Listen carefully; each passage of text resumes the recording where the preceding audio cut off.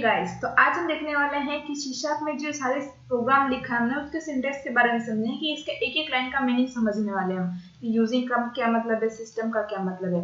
ठीक है, तो ज़्यादा टाइम वेस्ट किए बिना हम स्टार्ट करते हैं। तो देखिए, हमने यहाँ पे एक प्रोग्राम, हमने जो अपना विजुअल स्टूडियो डाउनलोड किया था उसके बाद उसने हमें बाय डिफॉल्ट एक प्रोग्राम लिख के दिया था हेलो वर्ल्ड में। ठीक है, अब हमें क्या करना है, उनका मीनिंग तो समझना पड़ेगा। अगर हमें कोई भी प्रोग्राम सीखना है, फिर कुछ भी सीखना है, तो हमें यहाँ पे उनके बारे में पता होना चाहिए। बेसिकली हमें इतना नॉलेज तो होना चाहिए। हम सी शार्प करें या फिर VB.NET करें या फिर C++, सी, PHP, कोई भी लैंग्वेज ले लीजिए, अगर आपको सिंटैक्स के बारे में नहीं पता होगा तो आप कुछ भी नहीं कर पाओगे। इसलिए सबसे पहले हमें उनके सिंटैक्स के बारे में समझना होगा। ठीक है, तो फर्स्ट ऑफ ऑल हम स्टार्ट करेंगे यूजिंग सिस्टम के बारे में। अब यूजिंग क्या है? अब यूजिंग का मतलब बेसिकली हम क्या समझेंगे कि यूजिंग सिस्टम को यूज करने के लिए।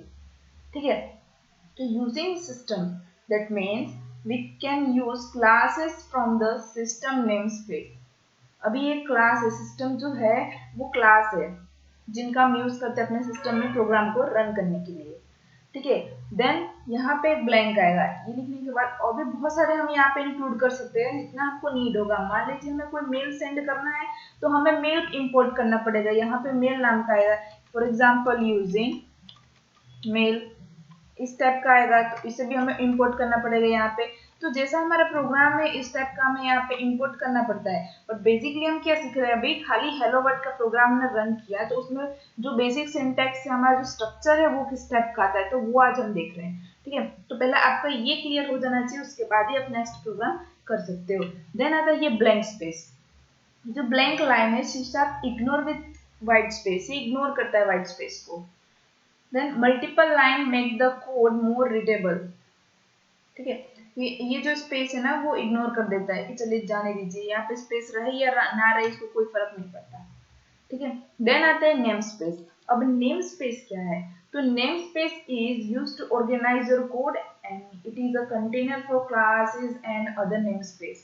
तो ये क्या है, कंटेनर है जिसके अंदर हम जितने भी क्लासेस है उसको स्टोर कर सकते हैं। अब हमने जो हमारा प्रोजेक्ट का नाम रखा है कि माय फर्स्ट प्रोग्राम, तो ये क्या होगा, हमारा एक क्लास बन गया।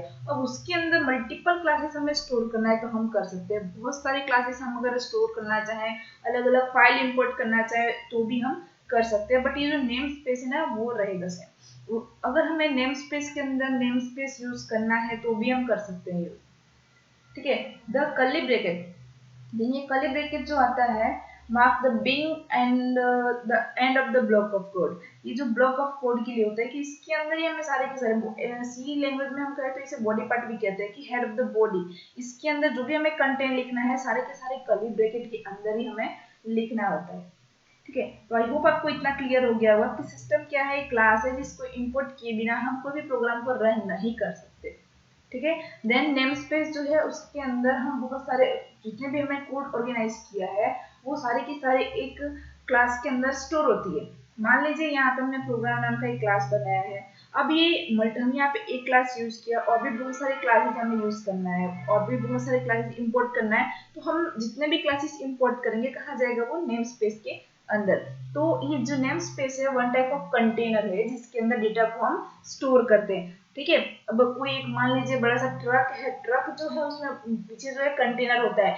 अब वो कंटेनर के अंदर क्या होता है, कुछ ना कुछ सामान भरे हुए होते हैं। वो कंटेनर क्या करता है, सारे सामान को स्टोर करता है। सेम एज इट इज जो नेम स्पेस है वो जो है जितने भी क्लासेस है, जितना भी हमारा कोड है उसको स्टोर करके रखता है।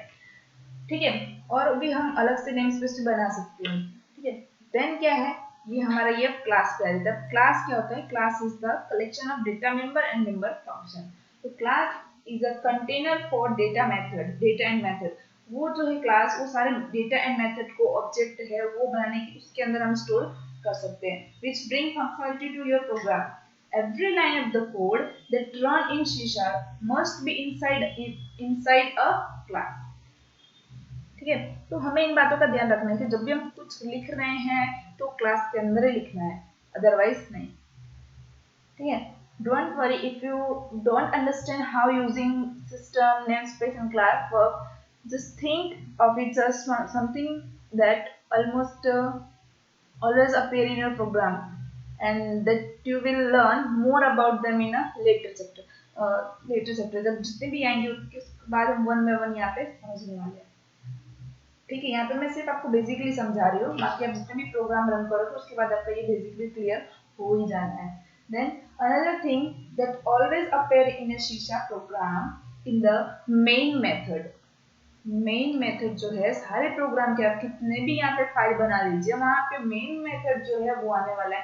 Any code inside with curly bracket will be execute. हम यहाँ पे जो भी ये हमारा फंक्शन हो गया, अब इस मेन फंक्शन के अंदर हम कर्ली ब्रैकेट के अंदर जितने भी हमको कोड लिखना है उसके अंदर ही एग्जीक्यूट करना है हमें। ठीक है, तो ये जो है हमारा ये क्या हो गया है, मेन फंक्शन हो गया। स्टैटिक जो है वो कीवर्ड है। स्टैटिक कीवर्ड हम क्यों यूज करते हैं, मान लीजिए किसी वैल्यू को चेंज नहीं करना है तो ऐसी चीजों को, मान लीजिए पाई, पाई की वैल्यू क्या है यहाँ पे लिख लेते हैं 3.14। अब ये वैल्यू जो है कभी चेंज होने वाले नहीं है। ठीक है, तो ये क्या हो गया एक स्टैटिक, तो इसको हम स्टैटिक में भी दे सकते हैं। तो जो चीजें हमें स्टैटिक रखनी है ना, कभी चेंज नहीं करनी है। स्टैटिक एंड डायनेमिक का डिफरेंट आप समझिए पहले। स्टैटिक क्या होता है, हम स्टैटिक कोई वेबसाइट बना रहे हैं तो उसे हम चेंज नहीं कर सकते, बट हम डायनामिक बना रहे हैं तो हम उसको इजीली चेंज कर सकते हैं। इजीली दैट मीन्स कि वहाँ पे हमें कोड की जरूरत पड़ेगी, बैकएंड कोड की जरूरत पड़ेगी, बट स्टैटिक में नहीं होती है। उसको एक बार बना दिया दैट मीन्स ओके, अब उसमें कोई चेंजेस आप नहीं कर सकते। ठीक है, तो स्टैटिक ये कीवर्ड है। ठीक है, देन ये मेन जो है वो हमारा फंक्शन का नाम है, उसके अंदर हमें आर्गुमेंट जितने भी पास करने हैं वो हम पास कर सकते हैं। स्ट्रिंग हमने यहाँ पे पास किया है तो स्ट्रिंग, और हो सकता है इंटीजर भी, जो भी आर्गुमेंट आपको पास करना है वो आप पास कर सकते हो। ठीक है, देखिए आप अगर यहाँ पे आप दूसरा भी अगर बनाना चाहें तो वो भी आप बना सकते हो। देखिए स्टैटिक void my class, ये हो गया, ये हमारा दूसरा फंक्शन बन गया। अब इसके अंदर मुझे और भी कोई मैसेज प्रिंट कराना है तो मैं करा सकती हूँ console.writeLine। अब ये राइट लाइन क्या है भाई, उसका मतलब हमें समझेंगे। अब आप ऐसा बोलोगे, ठीक है, तो हम यहाँ पे कुछ भी लिख सकते हैं, हेलो hello.net, hello.net। ठीक है, ये हो गया। उसके बाद हमें जो फॉरवर्ड कभी भूलना नहीं है कि हमें यहाँ पे सेमीकोलन लास्ट में देना है। अब ये सेमीकोलन का क्या यूज है, तो देखिए हम जब स्कूल में पढ़ते थे तो कोई हिंदी का चैप्टर रहा या फिर इंग्लिश में, तो वहाँ पे फुल स्टॉप जो आता था ना डॉट करके, तो वो क्या होता था, कोई भी वाक्य कंप्लीट हो रहा है तो उसके बाद वो फुल स्टॉप लगा देते हैं। Same as it is programming language में जब भी कोई वाक्य कंप्लीट हो रहा है, जो भी कोई सेंटेंस है वो कंप्लीट हो रहा है, तो वहां पे हम सेमीकोलन दे देना है।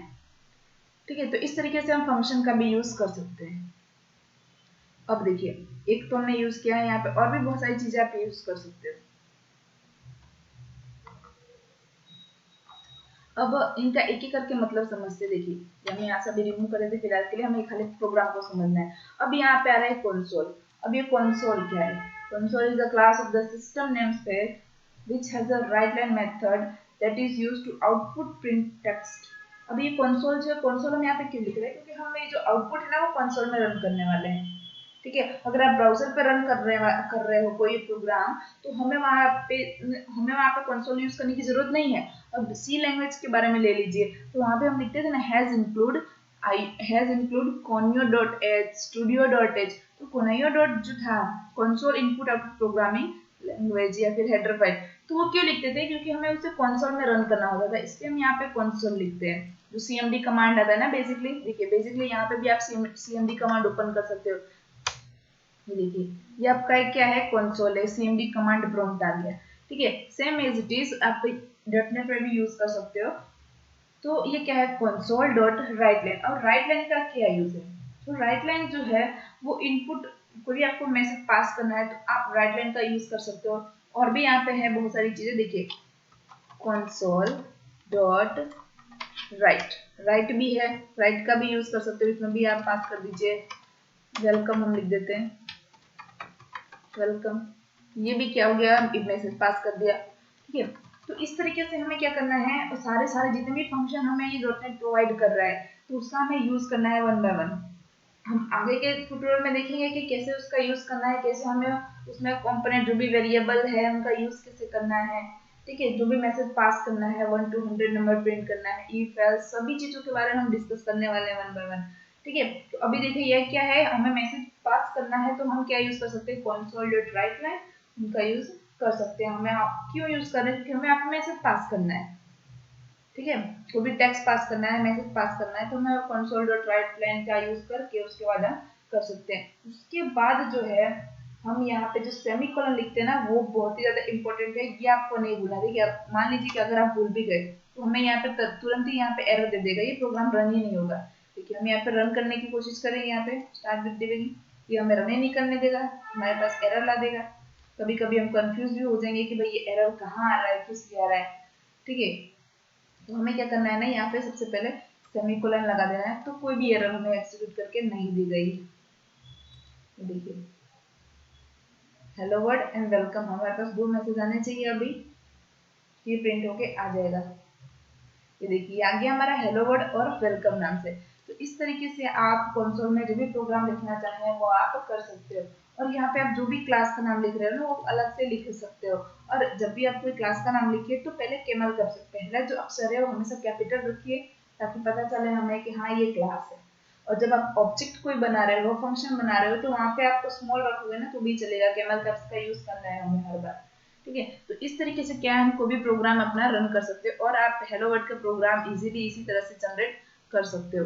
तो आई होप आपको क्लियर हो गया होगा कि कैसे आपको ये हेलो वर्ड का प्रोग्राम लिखना है और क्या क्या मतलब है इन सारे वर्ड्स का, ठीक है। तो मिलते हैं नेक्स्ट ट्यूटोरियल में। Thanks for watching.